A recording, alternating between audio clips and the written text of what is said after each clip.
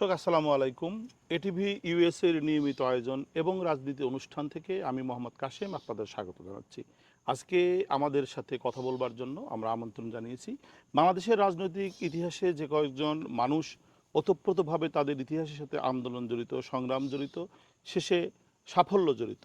সেই সাফল্যময় মানুষ যারা আছেন তাদের মধ্যে অন্যতম একজন মানুষ যিনি বারবার বাংলাদেশ জাতীয় সংসদের সদস্য হিসেবে আম, দায়িত্ব নিয়েছেন, কাজ করেছেন, এলাকার মানুষের সাথে ওতপ্রোতভাবে জড়িত।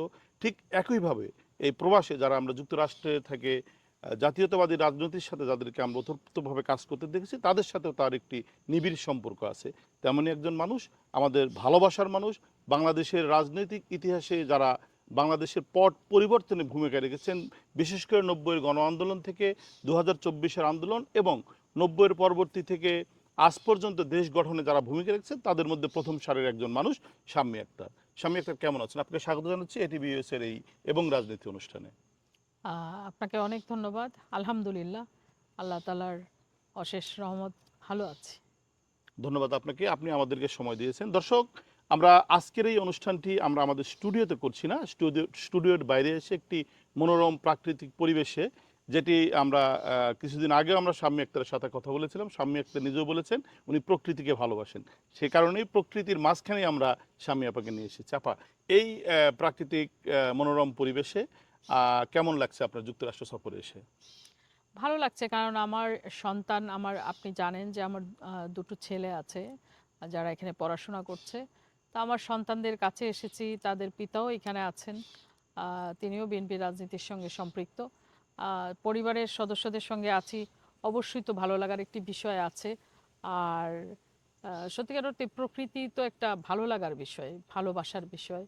প্রকৃতি তো আমাদের শেকড়ের সন্ধান দেয়, আমাদের অস্তিত্বের সন্ধান দেয়।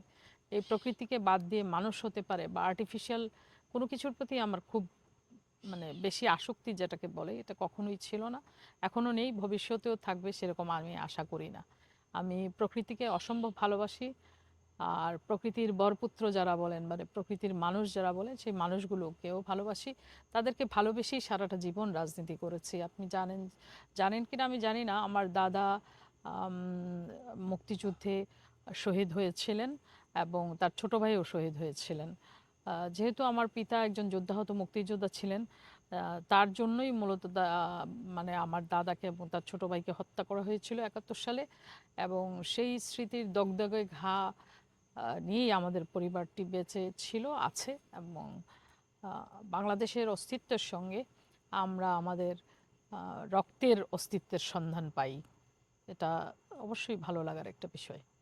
ধন্যবাদ শাম্মী আপা। শাম্মী আপা, দর্শক, শাম্মী আপা যেটি বলছিলেন যে বাংলাদেশের জন্মের ইতিহাসের সাথে ওনার পরিবারের একটি ওতপ্রোত সম্পর্ক আছে। আমরা আমরা সে কারণে হয়তো দেখতে পেয়েছি বাংলাদেশের প্রতিটি গণতান্ত্রিক রাজনীতি, গণতান্ত্রিক আন্দোলনের বাক পরিবর্তনের সাথে শাম্মী আক্তার নিজেকে সম্পৃক্ত করেছেন। শাম্মী আক্তারের কাছে জানতে চাচ্ছি, শাম্মী আপা, আপনি আম, একাধারে ছাত্রনেত্রী ছিলেন, আহ, এখন জননেত্রী হয়েছেন, পাশাপাশি আপনি একজন স্ত্রী এবং গর্বিত মা। আমরা ইতিমধ্যে আপনি বলেছেন আপনি দুটি সন্তান, আমরা একটু আগেও আপনার সন্তানের সাথে আমরা মিট করেছিলাম দুজনের সাথে। আপনি আপনার জায়গা থেকে আপনি কোন জায়গাটিকে আপনি বেশি এনজয় করেন আপনার জীবনে? দেখুন, একজন রাজনীতিবিদ যখন মানুষের জন্য কাজ করে, আহ, এটা কিন্তু তার জীবনের একটা অনেক বড় বিষয় যে খুব স্বল্প সময়ে আপনি দেশের জন্য এবং মানুষের জন্য কাজ করার যে একটা মানে বিস্তীর্ণ একটা সুযোগ আপনি পান, সেটা কিন্তু রাজনীতি না করলে আপনি পাবেন না। আপনি হয়তো কর্পোরেট জব করতে পারেন বা এমনি জব করতে পারেন, সেই জব করলে হয়তো আপনি আপনার জায়গা থেকে হয়তো একটা সামান্য পরিসরে আপনার ভূমিকা রাখতে পারেন, কিন্তু রাজনীতি একমাত্র মাধ্যম যেখানে গেলে পরে আপনি দেশ এবং দেশের মানুষ সকলের জন্য কাজ করার একটা অপার সুযোগ আপনার সামনে চলে আসে এবং আপনি সেটা কাজে লাগালে মানুষের জন্য, দেশের জন্য কাজ করতে পারেন।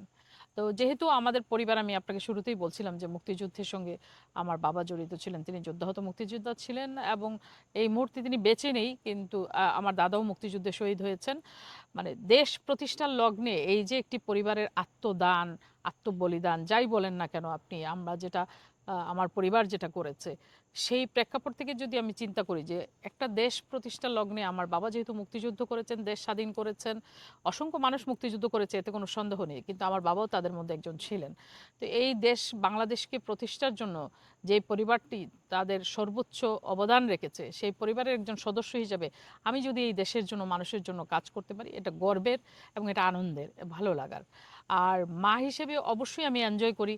আমার ছেলেরা যখন আমাকে মামুনি বলে ডাক দেয়, এটা আমার পৃথিবীর কাছে, পৃথিবীর মধ্যে সবচেয়ে মধুরতম একটা কি বলবো, মধুরতম একটা আওয়াজ বলে আমি মনে করি, এবং এটা আমি খুব এনজয় করি। আমার কাছে ভালো লাগে যে আমি কারোর মা। ধন্যবাদ শাম্মী আক্তার। দর্শক, আপনারা দেখছেন আমরা ইতিমধ্যেই আমরা পরিচয় দিয়েছি শাম্মী আক্তার। শাম্মী আক্তার স্বনামে পরিচিত বাংলাদেশের রাজনীতিতে একজন।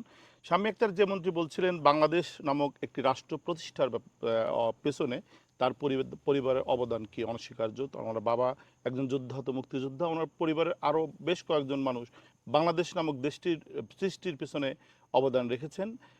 আমি শাম্মী আপা আপনার কাছে বিনীতভাবে জানতে চাচ্ছি, ঠিক এ কারণেই কি বাংলাদেশের মহান স্বাধীনতার ঘোষণা যিনি দিয়েছিলেন শহীদ রাষ্ট্রপতি জিয়াউর রহমানের রাজনৈতিক আদর্শ এবং তার রাজনৈতিক উত্তরসূরি বেগম খালেদা জিয়ার সাথে আপনার একটি ওতপ্রোত সম্পর্ক ছিল আমরা জানি, এবং যে কজন মানুষকে উনি আস্থার মধ্যে রেখেছিলেন তাদের মধ্যে আপনি একজন অন্যতম একজন চরিত্র।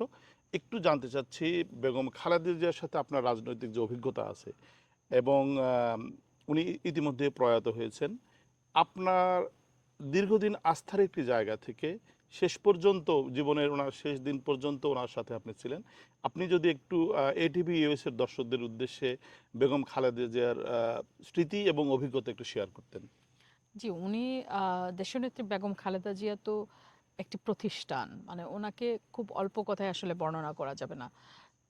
যেটুকু আমি বলতে চাই সেটা হচ্ছে যে আহ, উনি যে কর্ম করে গেছেন, উনি যে রাজনীতি করে গেছেন, উনি যে শালীন রাজনীতি করে গেছেন, এটার মধ্য দিয়ে বাংলাদেশের মানুষের হৃদয়ের মণিকোঠায় উনি কিন্তু স্থান করে নিয়েছেন। বাংলাদেশের আবাল বৃদ্ধ বনিতা সকলে কিন্তু তাকে অসম্ভব ভালোবাসেন। আপনি বলছিলেন তিনি নেই, কিন্তু আমি বিশ্বাস করি তিনি আছেন, তিনি তার কর্মে আছেন, তিনি আমাদের মাঝে আছেন। তাকে তো আমরা লালন করছি হৃদয়ে, এবং তাকে ভালোবেসেই তো এই জীবন বাজি রেখেছি। আমি যে রাজনীতি করছি, আপনি জানেন যে আমার স্বামী এবং সন্তান তারা প্রত্যেকেই যুক্তরাষ্ট্রে থাকছে, এবং এখানে আমার ছেলেরা পড়াশোনা করছে, তাদের পিতা কাজ করছেন।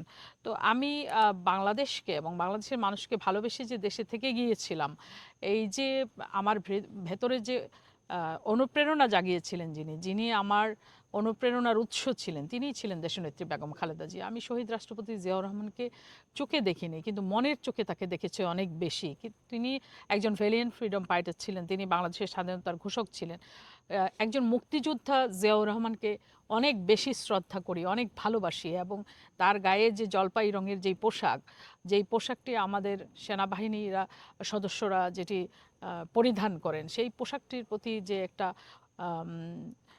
শ্রদ্ধা আমাদের মধ্যে কাজ করে বাংলাদেশের মানুষের মধ্যে, সেটা আমি মনে করি যে শহীদ রাষ্ট্রপতি জিয়াউর রহমানকে দেখেই, এবং তার যে কর্ম, তার যে দেশপ্রেম, তিনি যে একজন সাচ্চা দেশপ্রেমিক ছিলেন, এইটা কিন্তু মানুষ এখনো পর্যন্ত, তিনি আজকে ধরেন প্রায় দীর্ঘ বছর তিনি জীবিত নেই, কিন্তু তারপরও বাংলাদেশের মানুষ তাকে কিন্তু অসম্ভব শ্রদ্ধার চোখে দেখে, ভালোবাসে। তো সেটা তার কর্মের মধ্যেই তিনি অর্জন করেছেন। তিনি দেশের জন্য, মানুষের জন্য জীবন বাজি রেখেছেন। মানুষ তাকে সেই ভালোবাসা ফিরিয়ে দিয়েছে শতগুণ বহুগুণ ভাবে। ধন্যবাদ শাম্মী আক্তার। দর্শক, আপনারা দেখছেন এটিভি ইউএসএ এর নিয়মিত আয়োজন এবং রাজনীতি। আমরা একটি ছোট্ট বিরতিতে যাব, আমাদের সাথেই থাকুন, শাম্মী আপার কথা শুনতেই থাকুন। দারুণ একটা মুভি দেখলাম, কিন্তু এর পরের প্ল্যান কি? প্ল্যান যাই থাকুক, আগে খেতে হবে, ক্ষুধায় আমার অবস্থা খারাপ। আমারও অনেকদিন ভালো দেশি খাবার খাওয়া হয় না। আমার তো গরম গরম ভাত আর ভর্তা হলেই হবে। উফ, গরম গরম ভাতের সাথে যদি ইলিশ ভাজা পাওয়া যেত। তোরা যাই খাস, আমার কিন্তু সরিষা ইলিশ ছাড়া চলবে না। শুনে তো মনে হচ্ছে নিউ ইয়র্কে না, বাংলাদেশে গিয়ে খেতে হবে। কিন্তু এত কিছু একসাথে কোথায় পাবো? পাবো। কাকে বলতে? Hello, Asha restaurant and party হল থেকে বলছি। একটা রিজার্ভেশন রাখবেন। আপনি যা খেতে চান শুধু আমাদের কল করে জানান, আমরা আপনার পছন্দের খাবার প্রস্তুত করে রাখব, হোক সেটা একজনের জন্য অথবা 100 জনের জন্য। বন্ধুদের আড্ডা, পরিবারের খাবার কিংবা বিশেষ কোনো আয়োজন, প্রতিটি অর্ডারেই থাকবে একই যত্ন, একই আন্তরিকতা। এত কিছু কিন্তু একদমই আশা করিনি। মজা। মানে আপোষহীন, দারুণ। স্বাদে সীমাহীন আশা রেস্টুরেন্ট অ্যান্ড পার্টি হল, 176-20 জ্যামাইকা অ্যাভিনিউ। ফোন 347-233-4710। দর্শক, বিরতির পর আবারও আমন্ত্রণ জানাচ্ছি এটিভি ইউএসের এই নিয়মিত আয়োজন এবং রাজনীতি অনুষ্ঠান দেখবার জন্য। আপনারা ইতিমধ্যে জেনেছেন আমাদের সাথে আছেন বাংলাদেশের জাতীয় সংসদ সদস্য এবং বাংলাদেশের বিভিন্ন গণতান্ত্রিক বাক আন্দোলনে যার নেতৃত্ব অকুতোভয় হিসেবে পরিচিতি পেয়েছে, তিনি সেই সাহসী নেত্রী শাম্মী আক্তার। শাম্মী আপা, আমরা আবারও বিরতির পর ফিরে আসছি আপনার কাছে।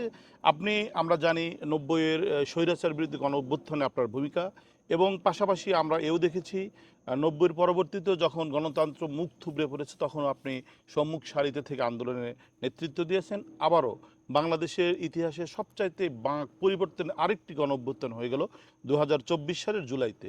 আপনি এই দুটি বড় অভ্যুত্থানেরই সাক্ষী এবং সরব সাক্ষী, সম্মুখ সারির সাক্ষী। আপনার অভিজ্ঞতা যদি একটু দর্শকদের বলতেন।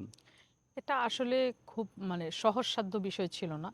দীর্ঘ প্রায় 17 বছর বিএনপি আপনার রাষ্ট্র পরিচালনার দায়িত্বের বাইরে ছিল, এবং এই যে বিরোধী দলে থাকা অবস্থায় আমরা যে মামলার শিকার হয়েছি, আমরা জেল খেটেছি, আমরা নির্যাতনের শিকার হয়েছি, সেটা শারীরিকভাবে তারা আমাদেরকে টর্চার করেছে, আমাদেরকে নানাভাবে হেনস্থা করেছে বিভিন্ন বিষয়ে। তো এই যে পথ চলাটা, আমাদের অসংখ্য নেতাকর্মী গুম হয়েছেন। আপনি জানেন যে সিলেটের ইলিয়াস আলী থেকে শুরু করে প্রায় 600-র অধিক নেতাকর্মী গুম হয়েছিলেন। তো এই গুমের মধ্য দিয়ে, হত্যার মধ্য দিয়ে, মামলার মধ্য দিয়ে, নির্যাতনের মধ্য দিয়ে দীর্ঘ একটা পথ কিন্তু আমরা পাড়ি দিয়েছি। যে জন্য আসলে বেশি কষ্ট লাগে এই জায়গাটাই যে বিএনপি রাষ্ট্র পরিচালনার দায়িত্বে আছে কিন্তু দেশনেত্রী বেগম খালেদা জিয়া জীবিত নেই। এটা ভাবতেই আসলে কষ্ট লাগে। এই জন্য যে দীর্ঘ পথে ম্যাডাম যে কষ্ট করে গিয়েছেন, ম্যাডামকে চিকিৎসা পর্যন্ত তারা করতে দেয়নি, তার নিজের বাড়ি থেকে তারা উৎখাত করেছে তাকে এক কাপড়ে। এই যে কাণ্ডগুলো ঘটেছে, আমাদের চেয়ে যখন ম্যাডামের কথা চিন্তা করি দেখা যায় যে তিনি দ্বিগুণ কষ্ট করেছেন। আমরা যদি প্রধানমন্ত্রীর কথা চিন্তা করি, তাকে দেশের বাইরে থাকতে হয়েছে দীর্ঘ প্রায় 17 বছর। এই যে পথটা, এটা তো সহজ পথ ছিল না। দীর্ঘ পথ পাড়ি দিয়েই কিন্তু আজকের এই যে বিএনপি রাষ্ট্র পরিচালনার দায়িত্বে এসেছে। তো সেই ক্ষেত্রে সংগঠনের অনেক বড় ক্ষতি হয়েছে, এই অর্থে যে সংগঠনের বহু নেতাকর্মী জুলুমের শিকার হয়েছে, নির্যাতনের শিকার হয়েছে, ইনক্লুডিং আমাদের চেয়ারপারসন যখন ছিলেন দেশনেত্রী বেগম খালেদা জিয়া, এবং আমাদের আজকের প্রধানমন্ত্রী যিনি এখন চেয়ারপারসন জনাব তারেক রহমান, প্রত্যেকেই কিন্তু এই নির্যাতনের মধ্য দিয়ে গিয়েছেন।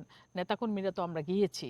তো সকলের এই যে একটা দীর্ঘ নির্যাতনের মধ্য দিয়ে যাওয়া, এটার মধ্য দিয়েই কিন্তু আমরা তিলে তিলে ঐক্যবদ্ধ থেকে, যেটা আমাদের প্রিয় নেত্রী দেশনেত্রী বেগম খালেদা জিয়া সবসময় যেটাকে গুরুত্ব দিতেন, যে ঐক্যবদ্ধ থাকা, বিপদে কখনোই পথ হারা না হওয়া এবং সকলে ঐক্যবদ্ধ থাকা, ঐক্যবদ্ধ হয়ে এগিয়ে যাওয়া, এটাকে ম্যাডাম সবসময় গুরুত্ব দিতেন। সেটাকে মাথায় রেখেই কিন্তু আমরা এগিয়েছি, ওনার নেতৃত্বে এগিয়েছি। আমরা আজকের প্রধানমন্ত্রী তারেক রহমানের নেতৃত্বে এগিয়েছি, কাজ করেছি। আপনি জানেন যে বিএনপি মিডিয়া সেলেরও কিন্তু আমি একজন সদস্য, এবং এটা প্রতিষ্ঠাকালীন যখন বিএনপি মিডিয়া সেল প্রতিষ্ঠা করা হয় তখনই আমাকে এখানে সংযুক্ত করা হয়েছিল। সো আমি শুরু থেকে এটার মধ্যে কাজ করছি। তো এই যে আমরা ঐক্যবদ্ধ থেকে বিপদ মোকাবেলা করার জন্য যে সকলে ঐক্যবদ্ধভাবে এগিয়ে গেছে, এটার মধ্য দিয়ে কিন্তু একটা গণ অভ্যুত্থানের মুখোমুখি আমরা দাঁড়িয়েছি, এবং পরিশেষে ফ্যাসিস্ট পালিয়ে গিয়েছে এবং গণ অভ্যুত্থান সফল হয়েছে। বিপ্লব বলেন আর গণ অভ্যুত্থান বলেন, সেটি সফলতার মুখ দেখেছে এবং খুনি হাসিনা পালিয়ে যেতে বাধ্য হয়েছে। সেই ক্ষেত্রে বাংলাদেশের মানুষ দীর্ঘদিন যারা ভোট দিতে পারছিল না, তারা তাদের ভোটাধিকার প্রয়োগ করার একটা সুযোগ তাদের সামনে এলো, এবং অন্তর্বর্তীকালীন সরকার একটি সুষ্ঠু নির্বাচনের মধ্য দিয়ে বিএনপি রাষ্ট্র পরিচালনার দায়িত্বে এলো। তো এই পথটা তো সহজ ছিল না। অনেক কষ্টের পরে, অনেক ত্যাগ তিতিক্ষার পরে আমরা এই সূর্যের মুখ দেখেছি, আলোর মুখ দেখেছি।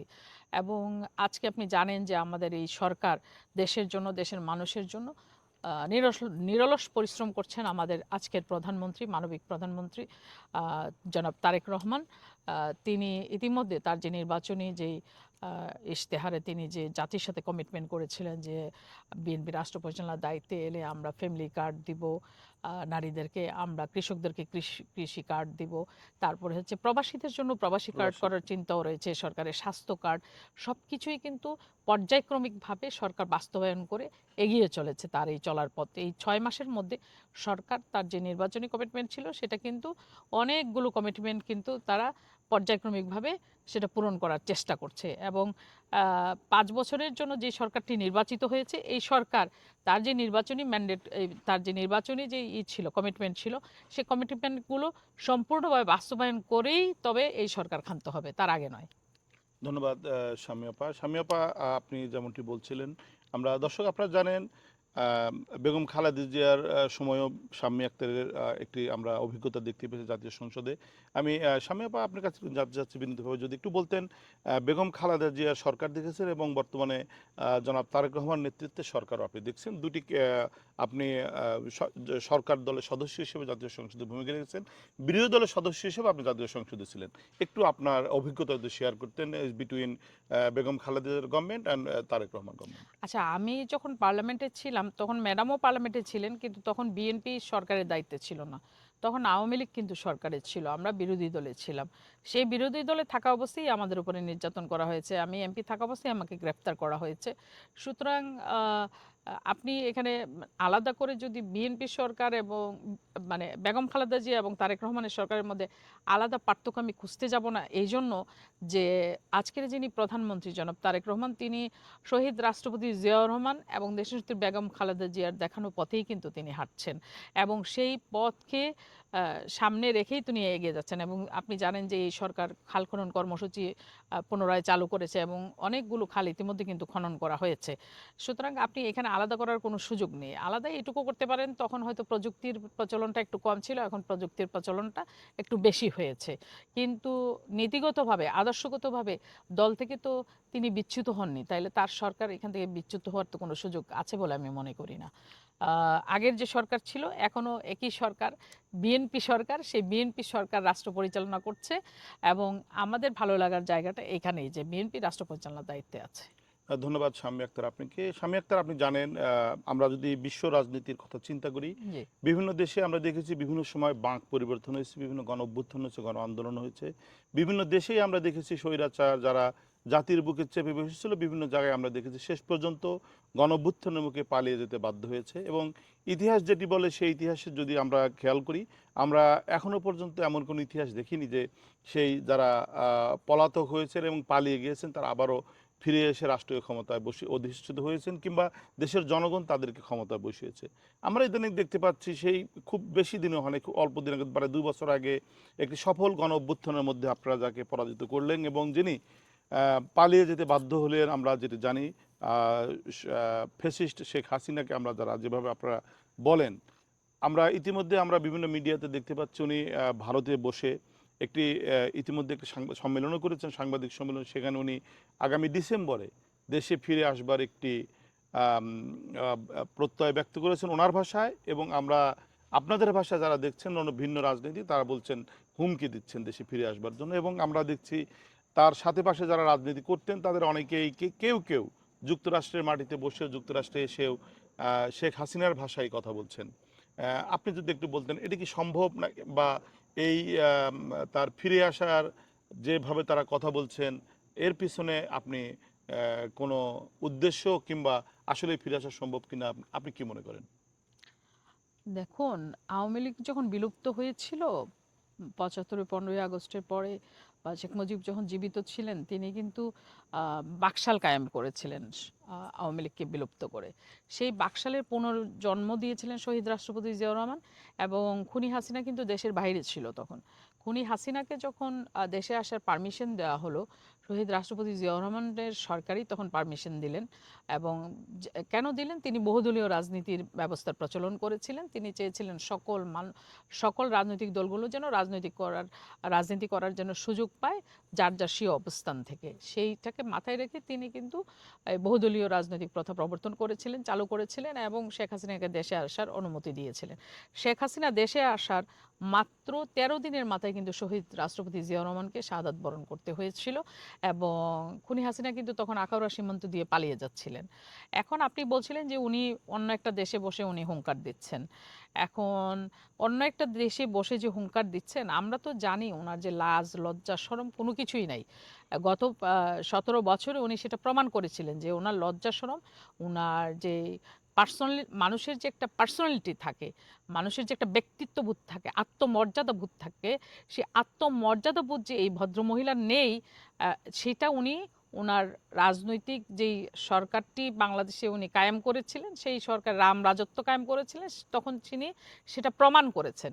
এখন যে তিনি হুঙ্কার দিচ্ছেন, তার মধ্য দিয়ে উনি আবারও এইটাই প্রমাণ করছেন যে তার আত্মমর্যাদাবোধ বিন্দুমাত্র নেই, এবং যদি থাকতো তাহলে এই হুঙ্কার তিনি দিতে পারতেন না, কারণ তিনি তো পালিয়ে গিয়েছিলেন। তাহলে আজকে উনি হুঙ্কার দেন কিসের ভিত্তিতে? ওনাকে যদি আসতে হয়, দেশে তো প্রচলিত আইন আছে, দেশে এখন আইনের শাসন কায়েম হয়েছে, দেশে একটি নির্বাচিত মানুষের ভোটে নির্বাচিত গণতান্ত্রিক সরকার আছে। যেই যেই নির্বাচিত গণতান্ত্রিক সরকার দেশের উন্নয়নে কাজ করছে, সেখানে তো আইনের শাসন এই সরকার কায়েম করেছে, সেখানে তো ওনাকে আইনের মুখোমুখি দাঁড়াতে হবে। আইন ওনাকে যে জায়গায় নিয়ে যাবে, ওনাকে এসে তো আইনের কাছে আত্মসমর্পণ করতে হবে। আইন ওনাকে যে জায়গায় নিয়ে যাবে, ওনাকে সেই জায়গায় যেতে হবে। উনি হুঙ্কার দিয়ে তো কোনো লাভ নাই, বিএনপিকে ভয় দেখিয়ে কোনো লাভ নাই। বিএনপি আন্দোলনে আন্দোলনে পড়ে খাঁটি সোনায় পরিণত হয়েছে, এবং বিএনপির যিনি বর্তমানে চেয়ারপারসন আছেন, যিনি রাষ্ট্রপ্রধান এই মুহূর্তে, যিনি সরকার প্রধান, যিনি এই মুহূর্তে আমাদের মানবিক প্রধানমন্ত্রী তারেক রহমান, তিনি তো দীর্ঘ পথ পাড়ি দিয়ে জায়গায় এসেছেন, তাকে ভয় দেখিয়ে তো কোনো লাভ নেই। কারণ তিনি আন্দোলন সংগ্রাম করে তিলে তিলে তার এই অবস্থান তৈরি করেছেন। তো কাজেই তাকে ভয় দেখিয়ে লাভ নেই, আর হুঙ্কার দিয়ে কোনো লাভ নেই। এসে আইনের কাছে আত্মসমর্পণ করুক, আইন তাকে কোন বিচারের কাঠগড়ায় দাঁড় করায় সেটা সে মোকাবেলা করুক। এগুলি নিয়ে আমরা খুব একটা চিন্তিত না। ধন্যবাদ শামী আক্তার। আপনি কি শামী আক্তার, আপনি জানেন ইতিমধ্যেই গণ অভ্যুত্থানে আম, পরাজিত শক্তিটিকে রাজনৈতিকভাবে আইনগতভাবে নিষিদ্ধ ঘোষণা করা হয়েছে বাংলাদেশে। সেই নিষিদ্ধ সংগঠন আওয়ামী লীগের আরেকজন পলাতক এমপি, যা পলাতক হিসেবে আমরা যদি দেখি, শামীম ওসমান। আমরা গতকালকে এবং গত পরশুদিন আমরা যেভাবে দেখলাম, এই যুক্তরাষ্ট্রের নিউ ইয়র্কের মাটিতে 15ই আগস্ট পালনের নামে উনি যেভাবে উস্কানিমূলক বক্তব্য দিয়ে যাচ্ছে বিভিন্ন জায়গায় আমরা দেখতে পাচ্ছি। যেহেতু সংগঠনটি নিষিদ্ধ এখনো, সেই সংগঠনের ব্যানারেই ওনারা বিভিন্ন অনুষ্ঠানের আয়োজন করে এরা যাচ্ছেন। তো হলো, আপনি যদি একটু বলতেন। এরা তো ধরেন ওই যে হুক্কা হুয়া, মানে সব শিয়ালের একরা, সবগুলো একসঙ্গে হুক্কা হুয়া বলা শুরু করছে। লজ্জা শরম কিছু আছে? পালাই আসছে না দেশ থেকে? দেশ থেকে কি মানে স্বেচ্ছায় সগর্বে বুক ফুলিয়ে আসতে পারছে? ওনার নামেও তো মার্ডার কেস আছে। উনি এত লম্বা লম্বা কথা বলে নিউ ইয়র্কে এসে, নিউ ইয়র্কে কি এখানে বিএনপির লোকজন নাই? অবশ্যই আছে। শুধু কি এখানে আওয়ামী লীগ বসবাস করে? তাহলে উনি এত লম্বা লম্বা কথা কিসের ভিত্তিতে উনি বলতেছে? ওনার যদি এত সাহস থাকে, উনি যদি সৎ পরিচ্ছন্ন রাজনীতিবিদ হয়ে থাকে, তাহলে বাংলাদেশে যাক, বাংলাদেশে আইনের কাছে আত্মসমর্পণ করুক, সেখানে যে সেটাকে ফেস করে তারপরে রাজনীতি করার সুযোগ যদি ভবিষ্যতে তাদের আসে, তখন তারা সেটা চিন্তা করতে পারে। ভিন দেশে দাঁড়িয়ে, ভিন দেশের মাটিতে দাঁড়িয়ে তারা যে উল্লম্ফন করতেছে, সেটাকে আমি ওই শেখ হাসিনার যেই দিল্লিতে বসে যে হুক্কা হুয়া করতেছে, সেই হুক্কা হুয়াই একটা পার্ট মনে করছি, আর বেশি আর কিছুই না।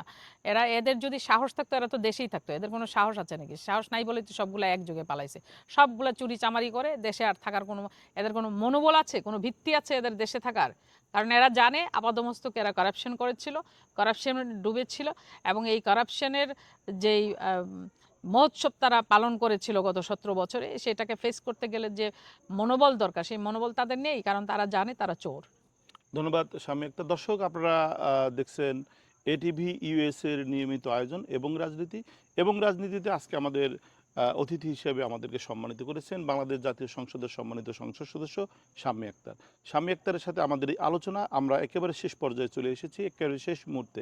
শামী আপা, একটু যদি বলতেন এটিভি ইউএস এর দর্শকদের উদ্দেশ্যে, আপনার এর আগে অনেকবার আপনি যুক্তরাষ্ট্র সফর করেছেন, এবং এবার আপনি এমপি এবং জাতীয় সংসদ সদস্য হওয়ার পরে আপনি যুক্তরাষ্ট্র সফর করছেন, আপনার অভিজ্ঞতা যদি একটু বলতেন, এবং আমাদের দর্শকদের উদ্দেশ্যে যদি কিছু একটু বলতেন একেবারে শেষ মুহূর্তে। আচ্ছা, আপনার দর্শকদেরকে অনেক অনেক শুভেচ্ছা। যুক্তরাষ্ট্র সফর এর আগেও দুবার করেছি আমি, এইবারও করছি। এইখানে ডিফারেন্ট কিছু নাই। এখানে একটা জিনিস আমাকে খুব বিমোহিত করে, সেটা হচ্ছে এখানে যারা বাংলাদেশ জাতীয়তাবাদী দলের সঙ্গে সম্পৃক্ত আছেন, তারা সকলে মানে ইউনাইটেডলি একটা পরিবারের মতন আছেন এবং তারা সকলে আমাকে আন্তরিকভাবে গ্রহণ করেছেন, তারা আমাকে স্নেহ করেন, তারা আমাকে ভালোবাসেন। এটা অনেক ভালো লাগার একটা বিষয়। ভিনদেশে এসেও এতগুলো মানুষ একসঙ্গে পাওয়া, ছোট্ট একটা বাংলাদেশ যেখানে দাঁড়িয়ে আছি, খুব ভালো লাগছে আমার কাছে এবং আমি রিয়েলি এটাকে খুব এনজয় করি। ধন্যবাদ শাম্মী আক্তার আপনাকে। দর্শক, এটিভি ইউএসএ এই আয়োজন শাম্মী আক্তারের সাথে এবং রাজনীতির অনুষ্ঠান আপনারা দেখবেন, আমাদের সাথে থাকবেন এবং আজকের মতো আজকের এই অনুষ্ঠান থেকে বিদায় নিচ্ছি আমি মোহাম্মদ কাশেম। আবারও আপনাদের সাথে এবং রাজনীতি নিয়ে আসবো অন্য কোনো অতিথি নিয়ে। ততক্ষণ আমাদের সাথেই থাকুন, এটিভি ইউএসএ এর সাথে থাকুন। ধন্যবাদ সবাইকে। এটিভি ইউএসএ, বিশ্বজুড়ে বাঙালিয়ানা।